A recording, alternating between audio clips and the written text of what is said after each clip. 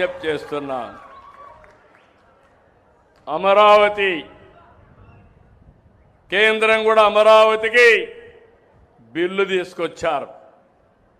ఆంధ్రప్రదేశ్ రాజధాని శాశ్వత రాజధాని అమరావతి అని నిన్న కూడా నేను ఒక పిలిపిస్తే ముందు 33,000 ఎకరాలు ఇచ్చారు.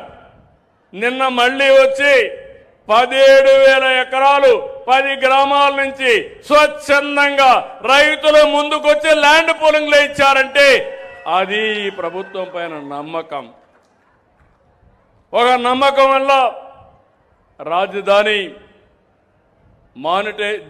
ల్యాండ్ మానిటైజేషన్ ప్రాజెక్ట్ ఇది.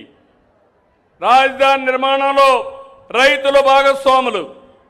వాళ్ళు ఇచ్చిన భూమి ఇన్ఫ్రాస్ట్రక్చర్ డెవలప్ చేసి కొంత భూమి అమ్మి ఆ అప్పులు కూడా కట్టే పరిస్థితికి వస్తున్నాం.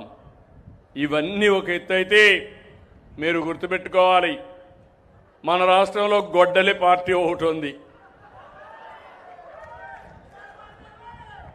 ఆ పార్టీని మీరు చూస్తే వాడికి పేదవాడికి కడుపు నిండా తిండి పెట్టే మనసు కూడా ఉండదు. అన్నా క్యాంటీన్ పెట్టాం. అన్నా క్యాంటీన్ మూసేశారా లేదా అని నేను అడుగుతున్నా. మా రామానాయుడు నువ్వు మూసేశావు, నేను స్వచ్ఛందంగా పెడతానంటే నువ్వెవడు పేదవాడికి భోజనం పెట్టడానికి?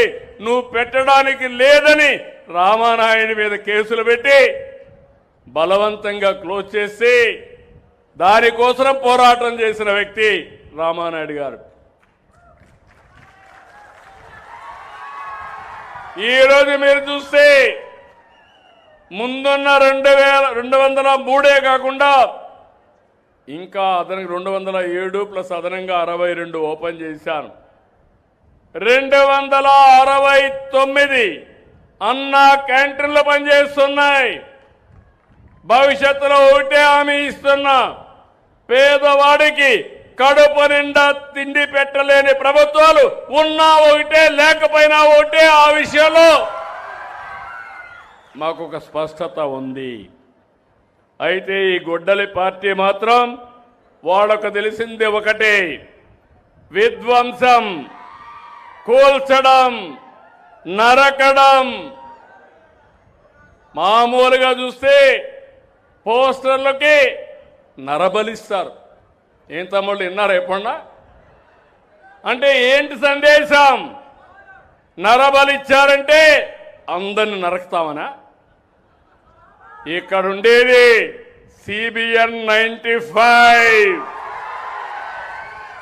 కేంద్రంలో ఉండేది నరేంద్ర మోడీ, ఇంకో పక్క మా మిత్రుడు పవన్ కళ్యాణ్. నరకడాలు కాదు, కూల్చడాలు చేస్తే ఎవరిని వదిలిపెడతావా తమ్ముళ్ళోని మిమ్మల్ని అడుగుతున్న ఆడబిడ్డలు మీరు చెప్పండి. అందుకని ఇలాంటి పార్టీల వల్ల లాభం లేదు.